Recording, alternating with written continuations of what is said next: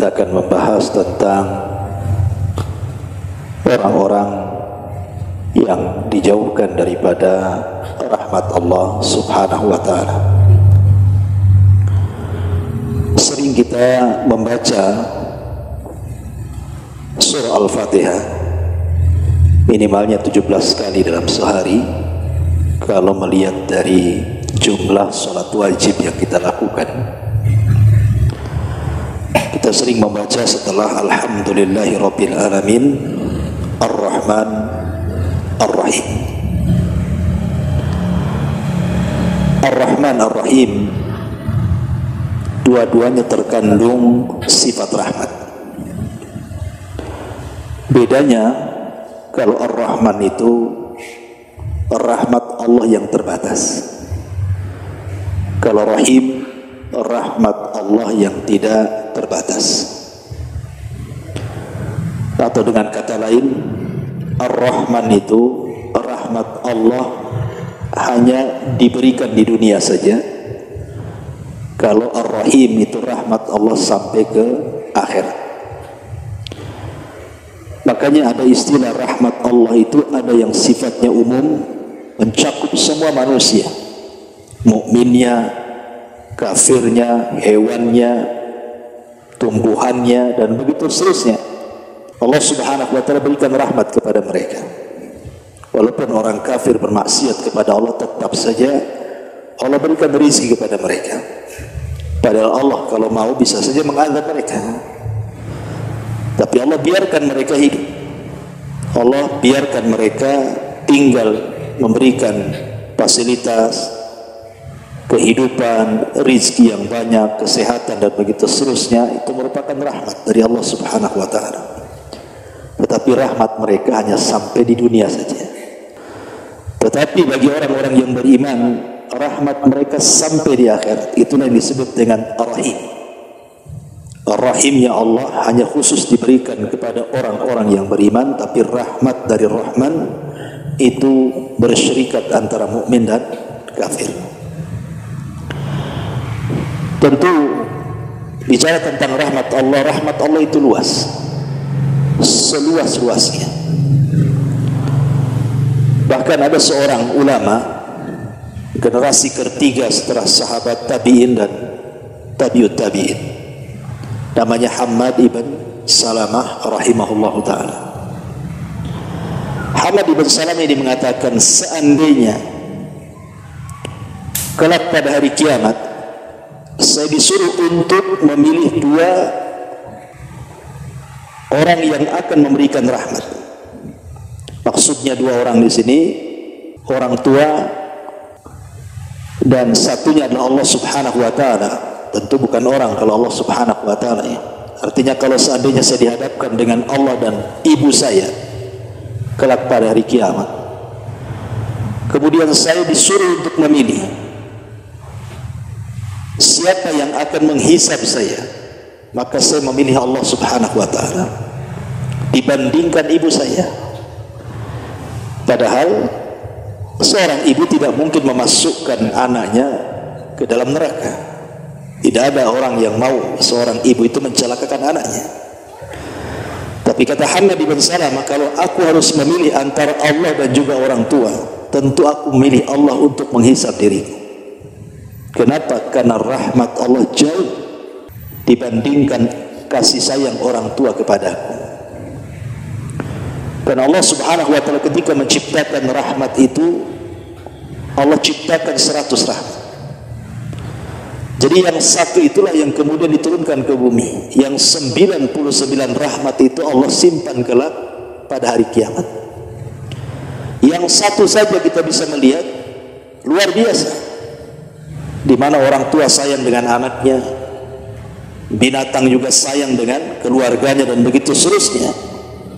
Bagaimana kalau seandainya pada hari kiamat bukan hanya satu rahmat, tapi digabungkan dengan 99 rahmat? Bagaimana kasih sayangnya Allah kepada hambanya? Makanya kata Hammad bin Salamah, saya memilih Allah yang menghisab diriku dibandingkan ibu. Ya, karena luasnya rahmat Allah Subhanahu wa ta'ala. Makanya ada seorang sahabat namanya Amr ibn As radhiyallahu anhu. pemimpin Arab, pemimpin orang-orang musyrik, itu telat masuk Islam. Dia masuk Islam berbarengan dengan Khalid bin Walid. Jadi setelah 20 tahun lewat, kawan-kawannya banyak masuk Islam. Jadi selama Nabi SAW 13 tahun di kota Mekah, Amr ibn As ini tidak juga masuk Islam. Ketika Nabi SAW hijrah ke kota Madinah pun tidak juga mau masuk Islam. Sampai ketika Rasul sudah 7 tahun, maknanya sudah lewat 20 tahun Rasul berdakwah itu, barulah tergerak Amr ibn As ingin masuk Islam bersama Khalid bin Walid. Ketika datang menghadap Nabi SAW, Khalid langsung berbaiat dan masuk Islam. Tapi Amr bin As ini nampaknya ragu-ragu dia. Sehingga Nabi SAW bertanya, apakah engkau ragu-ragu wahai Amr ibn As dengan agama yang kubawa? Kata Amr bin As, tidak, aku tidak ragu-ragu, tetapi aku hanya ingin minta syarat sebelum aku masuk Islam. Kata Nabi SAW, syaratnya apa? Wahai Rasul, kamu sudah tahu apa yang aku lakukan terhadap kaum muslimin. Karena ketika para sahabat yang pertama hijrah ke Habasyah, yang menyusul dari orang-orang kafir Quraisy itu Amr bin As, yang meminta kepada Najasyi itu untuk dikembalikan orang-orang Quraisy itu. Jadi betul-betul menghalangi dakwah Islam. Jadi teringat dosa-dosanya. Dia sudah memusuhi para sahabat, memusuhi Nabi SAW. Sehingga kemudian Amr ibn As ini minta syarat kepada Nabi SAW.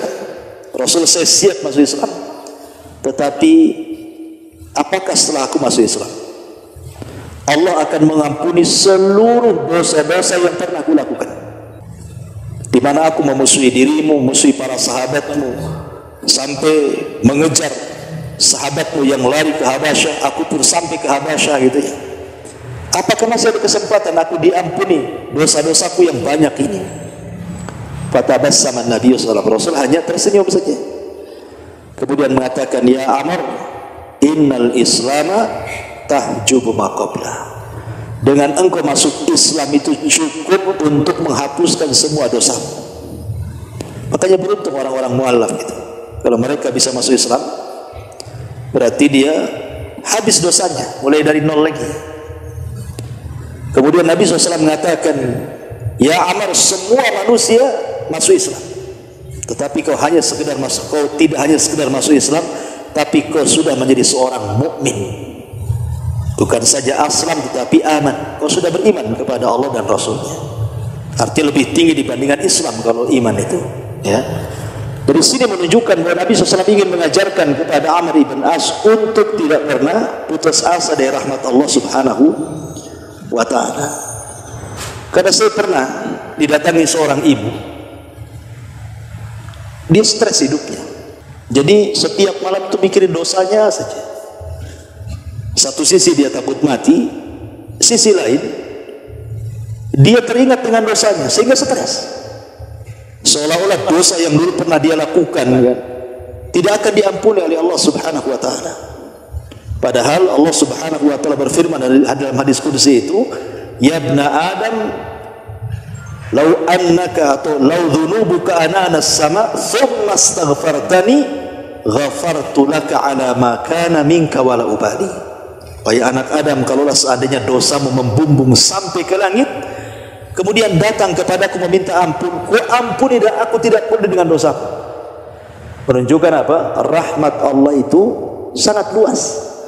Karena Allah itu mendahulukan rahmatnya dibandingkan kemurkaannya. Bahkan kalau seandainya kita berpikir secara logika ya, ada orang di zaman Nabi SAW namanya Usairim. Usairim ini diceritakan oleh Abu Hurairah radhiyallahu anhu di hadapan para sahabatnya, maukah aku kasih tahu seseorang yang tidak pernah sujud walaupun satu kali, tidak pernah ruku walaupun satu kali, tapi Allah tempatkan di surga yang paling tinggi. Kata sahabat, mana ada wahai Abu Hurairah? Kata Abu Hurairah, ada, namanya Usairim. Siapa Usairim ini? Jadi ketika Nabi SAW mengutus Mus'ab ibn Umair untuk berdakwah dari Mekah ke Madinah, dan itulah dai pertama yang dikirim Rasul sebelum Rasul hijrah. Subhanallah, dua kabilah besar Khazraj dan Aus masuk Islam. Lah salah satu tokoh Aus itu adalah Sa'ad ibn Rabi. Dia masuk Islam, Sa'ad ibn Rabi ini. Dengan masuk Islamnya Sa'ad ibn Rabi ini, dia lari ke kaumnya. Kemudian mengatakan, bukankah kalian tahu posisiku di hadapan kalian, wahai orang-orang Aus? Kata orang Aus, ya tentu wahai Sa'ad, engkau pemimpin kami. Kata Sa'ad, kalau begitu masuklah kalian ke dalam Islam. Siapapun yang tidak masuk ke dalam Islam, jangan pernah satu atap dengan aku.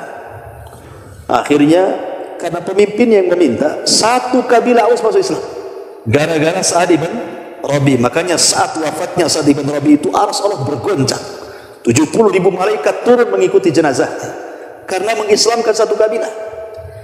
Jadi satu kabilah Aus masuk Islam kecuali satu orang namanya Usairi, tidak mau dia. Jadi satu kabilah masuk Islam, satu orang pula menolak Islam, namanya Usairi. Jadi ketika perang Uhud, Usairim ini ingin terlibat jihad, masalahnya masih kafir.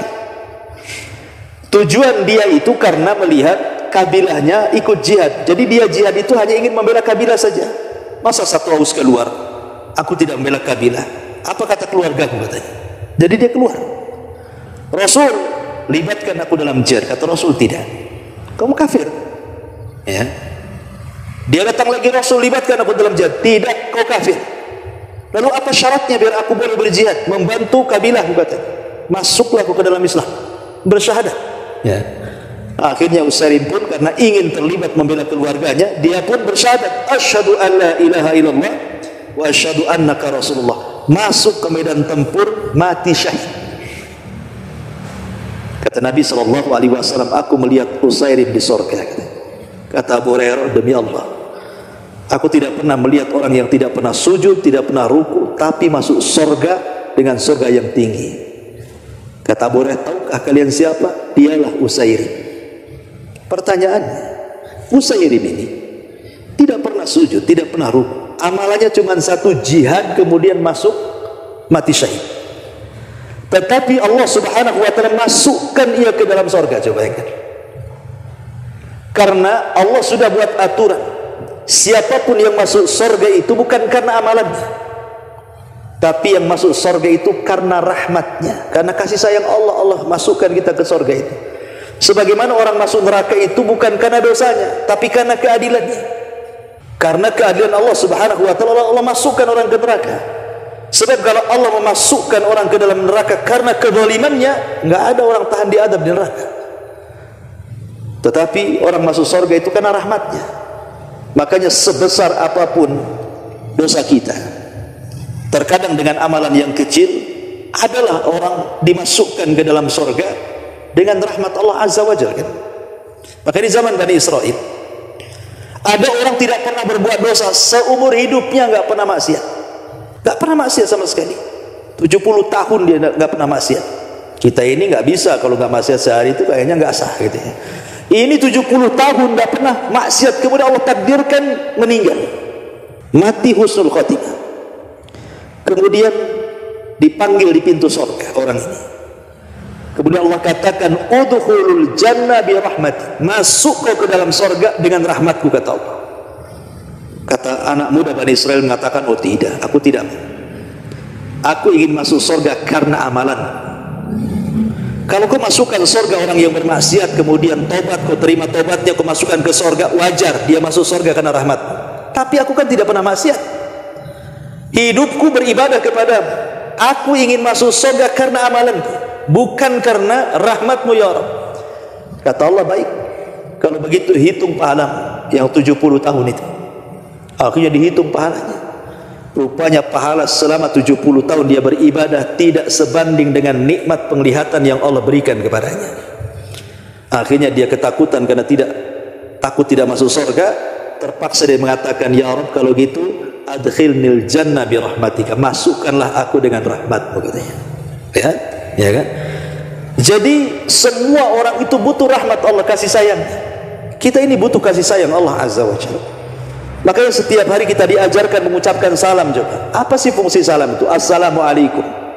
Kemudian dijawab waalaikumsalam warahmatullah wabarakatuh. Di situ ada doa rahmat. Karena kita ini butuh kasih sayang Allah Subhanahu wa ta'ala. Masalahnya ma'asyiral muslimin wal muslimat rahimani wa rahimakumullah, ada pula orang-orang yang dijauhkan dari rahmat Allah. Dan lawan rahmat itu apa? Laknat. Jadi rahmat itu didekatkan ke surga, rahmat itu didekatkan ke laknat itu didekatkan ke neraka. Jadi ada orang-orang itu yang justru dijauhkan daripada rahmat, didekatkan pula dari laknat Allah Azza wa Jalla.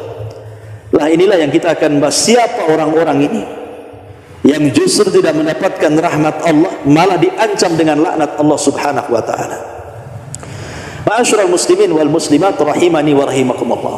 Hadis yang pertama, Nabi sallallahu alaihi wasallam bersabda, la'anallahu man dzabaha li ghairillah wa la'anallahu man awa muhditsah wa la'anallahu man la'ana walidayhi wa la'anallahu man ghayyara manaral ardi. Allah melaknat, artinya Allah menjauhkan rahmat. Dari siapa? Yang pertama, orang yang menyembelih bukan karena Allah Subhanahu wa taala. Orang yang menyembelih bukan karena Allah Subhanahu wa taala. Seperti umpamanya ma'ruf di negeri kita kan, menyembelih untuk pantai Laut Selatan, kadang-kadang kan ada tuh acara-acara larungan, disembelih satu ekor sapi, kemudian kepalanya dilempar untuk Nyi Roro Kidul gitu ya. Itu menyembelih bukan karena Allah. Ya, atau zaman dulu kita sering mendengar ada orang yang naruh sesajen di pohon-pohon, ya kan, di gua-gua, di tempat-tempat keramat. Itu menyembelih bukan karena Allah Azza wa Jalla. Allah melaknat orang yang seperti ini. Ya, menyembelih bukan karena Allah Subhanahu wa taala. Makanya aturan penyembelihan dalam Islam itu, pertama menyembelih membaca basmalah dan sesuai dengan syar'i. Yang kedua diniatkan kepada Allah. Bukan hanya menyembelihnya saja baca basmalah, tapi niatnya juga karena Allah. Karena terkadang orang-orang yang melempar kepala kerbau ke lautan itu, terkadang ketika menyembelih baca basmalah dia, tetapi rupanya tujuannya bukan karena Allah, rupanya untuk penghuni Laut Selatan pula, atau penghuni lumpur lapindo. Dulu saya dengar ada kambing dilempar ke lumpur lapindo itu. Apa maksudnya gitu? Atau untuk supaya gunung tidak meletus, sudah ditaruh pula kepala kambing, meletus juga pula gunung itu. Sudah tidak terima sama jinnya. Ya. Intinya bahwa menyembelih bukan karena Allah, orang ini dijauhkan dari rahmat. Ini yang pertama. Yang kedua, man awa muhditsah, orang yang melindungi orang jahat. Nah, ini hati-hati para pengacara, biasanya lawyer-lawyer ini sudah tahu kliennya ini orang jahat, ya kan, yang tidak bisa dilindungi, malah mati-matian karena uang supaya dia bebas. Jelas-jelas dia pembunuh umpamanya kan, jelas-jelas dia salah, masih dibela-bela supaya dia bebas. Naudzubillah, ini masuk pada awa muhditsah, melindungi orang jahat. Allah laknat orang kayak gini, ya. Kemudian yang ketiga, Allah laknat man la'ana walidayhi. Allah laknat orang-orang yang melaknat kedua orang tuanya. Kok bisa anak melaknat kedua orang tuanya? Saya kira nggak ada lah anak melaknat orang tuanya. Kalau zaman dulu, kalau zaman sekarang ya mungkin banyak kan anak melaknat kedua orang tuanya. Tapi maksudnya di sini artinya kan melaknat orang tua itu ada dua macam. Ada secara langsung, ada tidak secara langsung. Ya secara langsung mungkin seorang anak memaki orang tuanya, itu langsung tuh. Tapi ada juga tidak secara langsung. Maksudnya apa? Kita melaknat orang tua orang lain, kemudian anaknya tidak terima, melaknat pula orang tua kita. Banyak kita menghina orang tua orang lain. Oh dasar kamu itu, orang tuamu bajingan kan itu. Nanti anaknya marah, oh orang tuamu kurang lebih juga bajingan. Itu akhirnya apa? Memang kita tidak melaknat orang tua kita, tapi gara-gara kita orang itu melaknat orang tua kita kan. Itulah orang seperti ini kata Rasulullah, la'anallahu man la'ana walidayhi. Ya, Allah melaknat orang yang mencela kedua orang tuanya. Kemudian yang terakhir, la'anallahu man ghayyara manaral ardh. Allah melaknat orang-orang yang menggeser-geser patok tanah. Itu banyak di masyarakat. Ya, kadang-kadang di pematang sawah, dicangkul, jalannya jadi sempit kan gitu ya. Atau umpamanya di kebun, kadang-kadang patoknya sudah jelas pohon mangga, digeser pula ke pohon duren gitu ya. Kan banyak di masyarakat ini rebutan lahan. Satu jengkal saja kata Rasulullah itu akan diikatkan di lehernya 7 lapis ke bumi. Macam mana yang mengambil tanah orang 1 hektar coba? Ya, atau satu kapling lah kan itu ya. Ini satu jengkal saja cukup untuk dikalungkan di lehernya pada hari kiamat 7 lapis ke bawah tuh. Satu jengkal. Nah, itu kan nggak banyak. Iya nggak banyak. Coba digali sampai 7 lapis tuh. Nah, berapa truk tuh tanahnya tuh? Ya. Gimana satu kapling? Gimana 1 hektar kan itu? Naudzubillah. Maka ini juga termasuk orang-orang yang dijauhkan dari rahmat Allah dan didekatkan dengan laknat Allah Azza wa Jalla. Ini hadis yang pertama. Hadis yang kedua, Nabi SAW mengatakan la'anallahu al-wasilah wal mustawsilah wal washimat wal mustawshimat wal mutanammisat wal mutafallijat lil husni al-mughayyirat li khalqillah. Kata Nabi SAW, Allah melaknat wanita-wanita yang menyambung rambut. Coba sekarang kan banyak tuh. Kadang-kadang datang ke salon, biar indah rambutnya disambung-sambung lah rambut itu. Nah, kalau zaman dulu mungkin potongan-potongan rambut tuh masih berharga ya. Zaman dulu kan dijual tuh potongan rambut tuh apa? Biasanya tuh gelung biasanya. Allah melaknat. Ya, sinden-sinden biasanya kan ditaruh gelung-gelung palsu itu. Di sini Allah katakan Allah melaknat orang-orang yang menyambung rambut. Kemudian Allah melaknat wanita-wanita al-washimah wal mustawshimah, yang bertato dan yang mentato. Yang tadi yang menyambung dan yang menyambungkan. Nah, sekarang naudzubillah ya. Dulu biasanya orang-orang Cina itu yang bertato. Sekarang Cina tak bertato, orang kita boleh bertato-tato semua. Ya. Kadang-kadang sudah hitam, bertato hitam lagi. Tak nampak tatonya. Ya, naudzubillah, macam-macam tato sekarang ya, dari kepala sampai kaki. Naudzubillah, Allah melaknat orang-orang yang ditato dan yang mentato, dua-duanya dilaknat. Kemudian wal mutanammisat, yang cukur-cukur alis itu. Kalau laki-laki jarang lah cukur alis kan. Perempuan biasa cukur alis itu.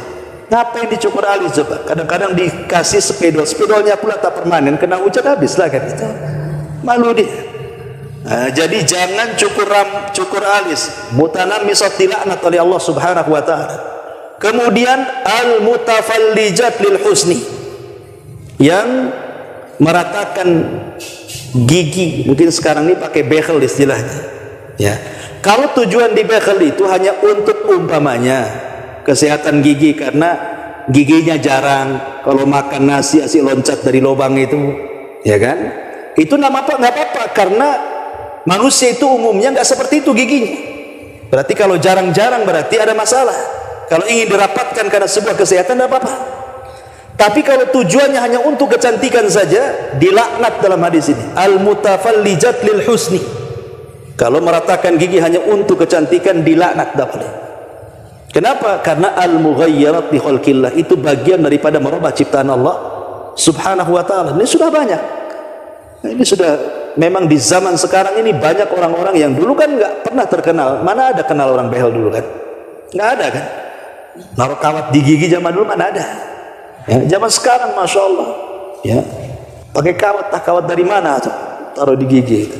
Tapi yang jelas bahwa ini juga orang-orang yang dijauhkan daripada rahmat dan didekatkan dengan laknat Allah Subhanahu wa taala.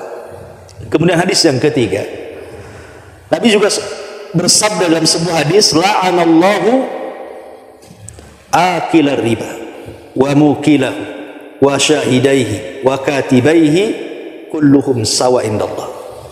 Allah melaknat para pemakan riba, yang ngasih makan riba, yang menyaksikan riba, notarisnya, yang mencatatnya, semua sama hukumnya. Dan sekarang naudzubillah, ya, yang namanya riba itu luar biasa sekarang. Sampai sering saya istilahkan, riba itu bukan hanya di bank-bank saja, sampai ke tiang listrik ada riba, pohon pisang ada riba, pohon mangga ada riba. Silahkan pinjam sekian, bunganya sedikit. Nah, itu tempel di tiang listrik. Bayangkan, riba sampai ke tiang listrik, sampai ke pagar-pagar rumah, sampai ke tembok-tembok. Ya silahkan gadekan STNK macam-macam, bla bla bla bla kan itu. Memang riba ini sudah mendunia, kita tidak bisa lepas dari situ. Makanya kata para ulama, kalaupun kita tidak bisa menjauh 100%, ya minimalnya dikurangilah. Karena bagaimanapun riba ini dekat dengan laknat dan jauh daripada rahmat Allah Subhanahu wa taala. Kemudian juga Nabi SAW juga mengatakan, la'anallahu ar-rasi wal murtasi. Allah melaknat para penyogok dan yang disogok. Dan sekarang masyhur, mau jadi pejabat saja nyogok, mau masuk ke PT aja nyogok, mau masuk jadi jabatan ini nyogok, semua main sogok sekarang ini. Buat KTP saja biar cepat nyogok, buat SIM nyogok, semua serba nyogok sekarang ini. Ya, katanya itu jalan pintas, iya tapi tak pantas gitu ya. Yang pantas kan seperti itu. Kecuali kalau seandainya nyogok ini terpaksa karena mengambil hak, maka dibolehkan. Tapi kalau sengaja ini tidak boleh. Ya. Kemudian juga Nabi SAW mengatakan juga la'anallahu al-mutasyabbihina minar rijali bin nisa wal mutasyabbihat minan nisa'i bir rijal. Allah melaknat laki-laki yang menyerupai perempuan atau sebaliknya. Subhanallah, kan sekarang lihat. Ya. Ini memang fenomena menyerupai laki-laki perempuan atau perempuan laki-laki, subhanallah, sudah merata. Lihat sekarang para perempuan itu yang pakai celana lepis, pakai jeans, ya, jeans itu ada di celana itu, lalu pakai jeans, subhanallah. Coba laki-laki mau beli jeans habis di borong perempuan. Ini kan masalah ini, ya. Mulai dari pekerjaan yang harusnya dikerjakan laki-laki jadi perempuan. Saya pernah lihat di YouTube itu, sampai di Malaysia itu tukang-tukang bangunan itu perempuan. Helpernya laki-laki, tukangnya perempuan, naudzubillah. Itu kan pekerjaan-pekerjaan laki-laki kan itu ya. Bukan hanya sampai ke pekerjaan, sampai ke penampilan. Ya, munculnya bencong-bencong kaleng gitu kan. Saya ini pengalaman pagi-pagi, saya kan ngisi subuh di Nurul Hidayah ini. Ya, saya tidak tahu kan. Jadi saya dari Tiban itu jam 3:30 sudah berangkat. Jadi karena ngantuk berat, memang ngantuk, kurang tidur kan. Jadi sebelum rumah sakit Umum Fatimah tuh, ya kan, di situ kan banyak ruko-ruko tuh. Jadi karena ngantuk sekali dan belum subuh, masih ada sekitar 20 menit lagi, jadi saya sengajalah mampirkan ke pinggir tuh. Tidurlah sebentar. Memang kaget, kaca pula diketuk-ketuk. Bang kan itu kan. Ini siapa ini? Ditengok bencong. Bang, langsung naik gas, langsung pergi saya. Subhanallah, subuh-subuh kiroa masih pula bergantayangan tuh bencong-bencong kaleng itu. Saya kira bang ini apa kan itu. Pas dibuka jendela, Masya Allah, hantu pula yang nengok tuh. Apa enggak tancap gas kita? Ini kan fenomena enggak jelas. Ya, rupanya gudangnya di Batu Haji pula, hati-hati untuk melewat situ itu. Nanti dipanggil bang pula. Saya sudah bang dipanggil bang pula kan. Jadi dari sini bahwa memang fenomena seperti ini luar biasa LGBT ini. Ya. Dan mereka adalah umat yang dilaknat sejak zaman Nabi Lut alaihi salam, diazab oleh Allah Subhanahu dengan adab yang belum pernah terjadi sebelumnya. Makanya kita sayangkan kadang-kadang pemerintah janganlah melegalkan undang-undang LGBT, kawin sesama jenis dan begitu seterusnya. Ini mengundang azab. Ya. Makanya kenapa Nabi SAW mengatakan la'anallah, Allah melaknat. Padahal di sini yang menyerupai pakaian saja itu sudah dilaknat, apalagi sampai berzina. Makin dilaknatlah kan itu. Ya, makanya saya nasihatkan bagi antum yang baik yang akhwat atau yang ikhwan, kalau punya anak laki-laki janganlah dikasih mainan perempuan, atau punya anak perempuan jangan pula dikasih mainan laki-laki. Masa anak perempuan dikasih robot-robotan, dikasih motor-motoran, suruh ngetrek apa anak itu? Ya kasihlah. Ya, tugas perempuan apa? Ya dibelikan alat-alat dapur, kan itu mainan alat dapur, supaya dia terbiasa dengan mainan perempuan. Karena salah satu kenapa kemudian berubahnya tabiat laki-laki menjadi perempuan atau sebaliknya, ini karena pendidikan dari awal salah. Kalau sudah punya anak laki-laki kecil itu ya kasih mainan laki-laki, kalau perempuan kasih mainan perempuan. Kasih baju laki-laki, yang kasih baju perempuan, jangan pula kasih baju perempuan. Jadilah dia LGBT nanti. Nah, jadi itu juga salah satu kelompok-kelompok yang dilaknat oleh Allah Subhanahu wa taala, dan banyak lagi orang-orang yang dijauhkan dari rahmat dan juga didekatkan dengan laknat Allah Subhanahu wa taala.